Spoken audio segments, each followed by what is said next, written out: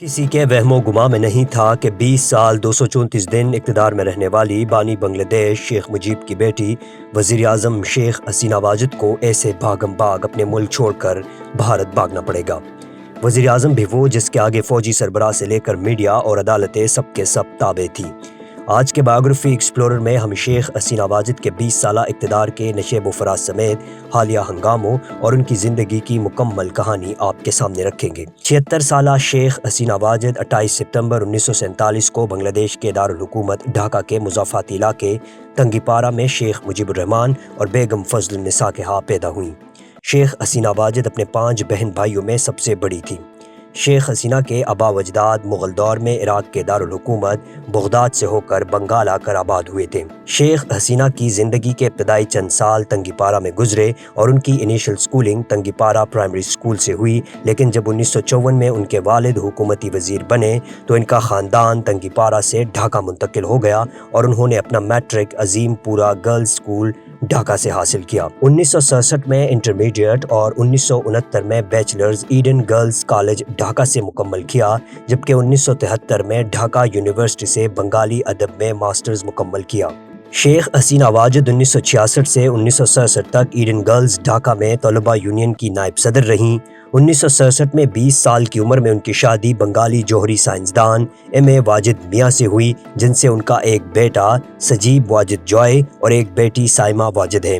بیٹا آج کل امریکہ کے علاقے ورجینیا میں رہائش پذیر ہے، جبکہ بیٹی اس وقت عالمی ادارے صحت میں جنوب مشرقی ایشیا ریجن کی ڈائریکٹر ہیں، جس کا ہیڈ کوارٹر نیو دہلی میں واقع ہے، اور اسی وجہ سے ان کا زیادہ تر وقت انڈیا کے دارالحکومت میں ہی گزرتا ہے۔ شیخ حسینہ واجد کی انڈیا آمد کے وقت ان کی بیٹی تائی لینڈ میں موجود تھی اور اس کے فوری بعد وہ نیو دہلی پہنچی، لیکن کسی وجہ سے ان کی اپنی والدہ سے ابھی تک ملاقات نہ ہو سکی۔ اگر شیخ حسینہ واجد کے سیاسی کریئر کی بات کی جائے تو ان کا سیاسی کریئر اس وقت شروع ہوا جب 15 اگست 1975 کو ایک فوجی بغاوت میں ان کے پورے خاندان کو قتل کروا دیا گیا، جس میں صرف وہ اور ان کی بہن شیخ ریحانہ بچ گئی، کیونکہ یہ دونوں بہنیں اس وقت مغربی جرمنی کے دورے پر تھیں۔ باقی ان کے والد شیخ مجیب الرحمان، والدہ بیگم فضل النساء اور تینوں بھائی 26 سالہ شیخ کمال، 21 سالہ شیخ جمال اور 10 سالہ شیخ رسول کو بے دردی سے قتل کر دیے گئے۔ شیخ حسینہ واجد اور ان کی بہن شیخ ریحانہ کو اس وقت مغربی جرمنی میں بنگلہ دیش کے سفیر نے سفارت خانے میں وقتی طور پر پناہ دی۔ اس واقعے کے بعد شیخ حسینہ واجد جلاوطنی کی زندگی گزارنے پر مجبور رہیں، کیونکہ اس وقت کی حکومت کی طرف سے ان کی وطن واپسی پر پابندیاں لگائی گئی تھیں۔ اس وقت کی بھارتی وزیر اعظم اندرا گاندھی کی طرف سے سیاسی پناہ کی پیشکش کے بعد وہ اپنے بچوں سمیت بھارت منتقل ہو گئی اور 6 سالہ جلاوطنی کی زندگی گزار کر 1981 میں عوامی لیگ کی سربراہ بننے کے بعد وہ وطن واپس آئی اور عوامی لیگ کے ہزاروں حامیوں نے ان کا پرتپاک استقبال کیا۔ واپس آتے ہی شیخ حسینہ نے 15 پارٹیوں کا اتحاد بنایا، جس کے نتیجے میں فوجی حکومت کے خلاف طلباء کی ایک طاقتور تحریک شروع ہوئی۔ 14 فروری 1983 کو فوج ڈھاکہ یونیورسٹی کے کیمپس میں داخل ہوئی، مشتعل طلباء کو روکنے کے لیے گولیاں برسائیں اور لاٹھیوں کا استعمال کیا گیا۔ 15 فروری کو ایک ریلی کے دوران احتجاج میں شیخ حسینہ کو گرفتار کر لیا گیا۔ 1984 میں ان کو فروری اور نومبر میں گھر میں نظر بند کر دیا گیا۔ مارچ 1985 میں وہ مسلسل 3 ماہ تک گھر میں نظر بند رہیں اور بالآخر بڑھتے ہوئے عوامی دباؤ کی وجہ سے ان کو رہا کر دیا گیا۔ اگر شیخ حسینہ واجد کی پارلیمانی سیاست کا ذکر کیا جائے تو وہ 1986 سے 2024 تک مسلسل 38 سال ہاؤس آف دی نیشن یعنی بنگلہ دیشی پارلیمنٹ کی رکن رہیں۔ دنیا میں مسلسل اتنے سال پارلیمنٹ کی رکن بننے کا اعزاز ان کو حاصل ہے۔ وہ 1986 سے 88، 1991 سے 96 اور 2001 سے 2007 تک 3 بار اپوزیشن لیڈر رہی، جبکہ 5 بار وزیر اعظم کی کرسی پر براجمان رہیں۔ وہ پہلی بار 1996 میں وزیر اعظم بنی، جبکہ 2009 میں دوسری، 2014 میں تیسری، 2018 میں چوتھی، جبکہ 2024 میں 5ویں بار وزیر اعظم منتخب ہوئیں۔ انہوں نے 8ویں اور 10ویں وزیر اعظم کے طور پر کام کیا۔ وہ مجموعی طور پر 20 سال 234 دن وزیر اعظم رہی اور بنگلہ دیش کی تاریخ کی طویل ترین وزیر اعظم رہیں۔ اس کے ساتھ ساتھ وہ دنیا کی طویل ترین خاتون حکمران بھی بن گئی ہے۔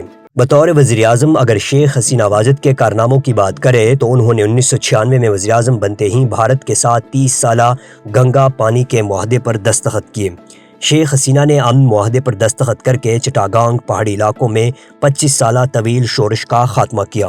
بطور وزیر اعظم ان کی کوششوں سے 35 سال بعد 2010 میں شیخ مجیب کے قاتل فوجی افسران کو پھانسیوں پر لٹکا دیا گیا۔ ان کی وزارت عظمیٰ کے دوران بنگلہ دیش نے معاشی میدان میں خاطر خواہ ترقی کی۔ وہ معیشت جو 2009 میں 55ویں نمبر پر تھی، 2023 میں 35ویں بڑی معاشی طاقت بن گئی اور ویژن 2043 تک وہ 20ویں بڑی معاشی طاقت بننی تھی۔ ویژن 2043 بھی شیخ حسینہ کی حکومت نے 2011 میں دی تھی۔ اس ویژن کا بنیادی مقصد زیادہ سے زیادہ لوگوں کو روزگار فراہم کر کے ان کو غربت کی لکیر سے اوپر لے کر آنا ہے۔ جون 2023 تک اس ویژن کے اعداد و شمار کے مطابق 2.5 کروڑ لوگ غربت کی لکیر سے اوپر آئے ہیں۔ سرکاری اعداد و شمار کے مطابق بنگلہ دیش نے 2009 کے بعد سے اوسط سالانہ ترقی 6% سے زیادہ ریکارڈ کی ہے اور 2021 میں فی کس آمدنی کے لحاظ سے انڈیا کو بھی پیچھے چھوڑ دیا ہے۔ یعنی بنگلہ دیش شیخ حسینہ واجد کی حکومت میں جنوبی ایشیا میں سب سے تیز رفتاری سے ترقی کرنے والا ملک بن گیا ہے، لیکن معاشی ترقی کے ثمرات کو غیر مساوی طور پر تقسیم کیا گیا ہے۔ سال 2022 کے سرکاری اعداد و شمار سے پتہ چلتا ہے کہ 15 سے 24 سال کی عمر کے 18 ملین بنگلہ دیشی بے روزگار ہیں۔ شیخ حسینہ واجد ہی کی حکومت میں بنگلہ دیش چین کے بعد دنیا میں دوسری بڑی گارمنٹ انڈسٹری رکھنے والا ملک بن چکا ہے۔ شیخ حسینہ واجد کے دور میں بنگلہ دیش کی معاشی ترقی کا اندازہ یہاں سے بھی لگایا جا سکتا ہے کہ سال 2017 میں تقریباً 10 لاکھ روہنگیا میانمار کی فوج کے ظلم و ستم سے بچنے کے لیے بنگلہ دیش بھاگے تو بنگلہ دیش نے ان کا کھلے دل سے استقبال کیا۔ شیخ حسینہ نے دلیری سے اعلان کیا کہ اگر ہم 160 ملین کو کھانا کھلا سکتے ہیں تو ہم 10 لاکھ روہنگیا مہاجرین کو بھی کھانا کھلا سکتے ہیں، جس پر ان کو انسانیت کی ماں کا لقب بھی دیا گیا۔ ان کی بہتر معیشت کا اندازہ اس بات سے بھی لگایا جا سکتا ہے کہ جب 8 فروری 2024 کو پاکستان میں عام انتخابات ہو رہے تھے تو اس دن معروف صحافی و تجزیہ کار سہیل بڑائچ نے روزنامہ جنگ میں ایک کالم لکھ کر یہ عندیہ دیا تھا کہ پاکستان کی مقتدرہ معیشت کی بہتری کے لیے بنگلہ دیشی ماڈل لانے کا سوچ رہی ہے۔ شیخ حسینہ واجد کے معاشی ترقی کا اندازہ لگانے کے لیے کیا سابق برطانوی وزیر اعظم رشی سناک کی یہ تصویر کافی نہیں کہ دنیا کے ایک طاقتور ملک کے وزیر اعظم شیخ حسینہ واجد کے قدموں میں بیٹھ گئے تھے؟ لیکن دوسری جانب شیخ حسینہ واجد کی حکومت کا انسانی حقوق کا ریکارڈ اچھا نہیں تھا۔ انہوں نے اپنے مخالفین کو سختی سے دبانے کی پالیسی اختیار کی تھی۔ حکومت پر تنقید کرنے والے 15 سال تک لاپتہ ہیں۔ ڈھاکہ ٹریبیون کے مطابق 2009 سے 2024 تک 600 سے زائد لوگ شیخ حسینہ کی حکومت میں غائب ہوئے ہیں۔ بنگلہ دیشی میڈیا کے مطابق جبری طور پر لاپتہ کیے گئے یہ لوگ ڈھاکہ کینٹ میں واقع شیخ حسینہ واجد کے بنائے گئے پراسرار ساؤنڈ پروف آئینہ گھر میں رکھے جاتے تھے۔ شیخ حسینہ کا یہ آئینہ گھر بنگلہ دیش میں خوف کی علامت ہے۔ آئینہ گھر میں شیخ حسینہ واجد کے سیاسی مخالفین اور غیر جانبدار آوازوں کے ساتھ ناروا سلوک رکھا جاتا تھا۔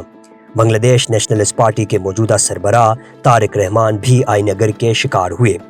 شیخ حسینہ واجد کے آئینہ گھر کی حفاظت سویلین اور فوجی دونوں کرتے تھے۔ مختصر یہ کہ شیخ حسینہ واجد کی مدت اقتدار کامیابیوں اور تنازعات دونوں سے عبارت ہے۔ اسی کامیاب اقتدار کے اعتراف میں ان کو کئی قسم کے قومی اور بین الاقوامی اعزازات سے نوازا جا چکا ہے۔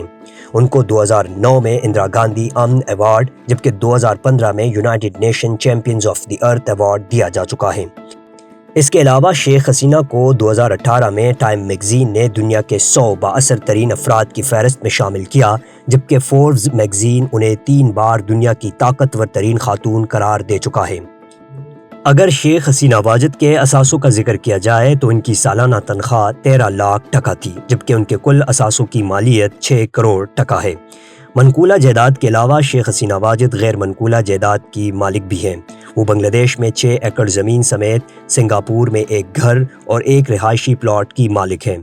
اگر شیخ حسینہ واجد کے بین الاقوامی دوروں کی بات کریں تو بطور وزیر اعظم اپنے 20 سالہ دور حکومت میں انہوں نے 57 سرکاری دورے کیے ہیں، جن میں سب سے زیادہ وہ 5 بار انڈیا گئی ہیں۔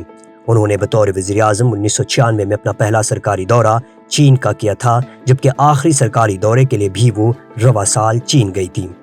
شیخ حسینہ واجد بطور وزیر اعظم صرف ایک بار پاکستان کے دورے پر آئی تھی، جب 1997 میں سابق پاکستانی وزیر اعظم نواز شریف نے ان کو OIC کی غیر معمولی کانفرنس میں شرکت کے لیے دعوت دی تھی۔ وہ دوسری بار 2012 میں صدر آصف علی زرداری کی دعوت پر پاکستان آنے کے لیے تیار ہوئی تھی، لیکن پھر کسی نامعلوم وجہ کے وہ دوسری بار کبھی پاکستان نہ آ سکی، حتیٰ کہ ان کی 20 سالہ مدت اقتدار کا بھیانک خاتمہ بھی ہوا۔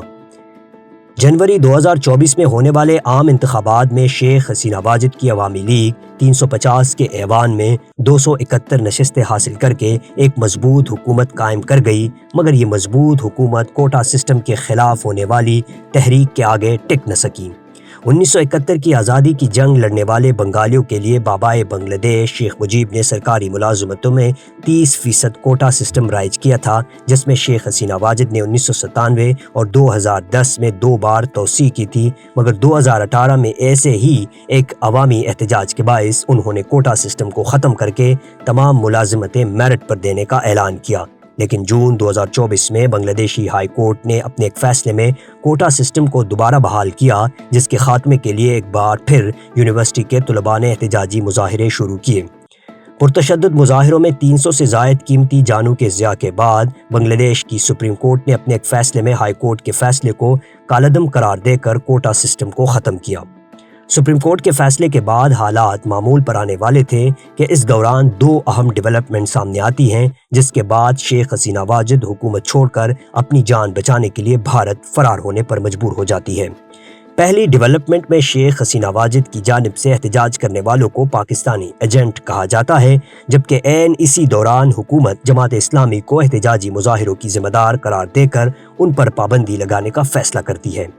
ان 2 اہم مگر غیر مقبول ڈیولپمنٹس کے ساتھ اسٹوڈنٹ پروٹیسٹ میں شدت آتی ہے اور بنگلہ دیش کے آرمی چیف وقار الزماں کی طرف سے شیخ حسینہ واجد کو 20 سالہ اقتدار چھوڑنے کے لیے 45 منٹ کا الٹیمیٹم دیا جاتا ہے، جس کے بعد شیخ حسینہ واجد 5 اگست کو استعفیٰ دے کر اپنی بہن کے ہمراہ ملک سے فرار ہو کر بھارت جا پہنچی ہے۔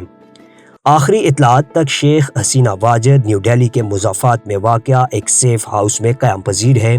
بھارتی میڈیا کے مطابق شیخ حسینہ واجد نے برطانیہ اور امریکہ میں سیاسی پناہ کے لیے درخواستیں دی، لیکن وہ منظور نہ ہو سکی اور اب وہ فن لینڈ یا کسی خلیجی ملک میں سیاسی پناہ کے لیے درخواست دیں گی، جس کے منظور ہونے کی قوی امید ہے۔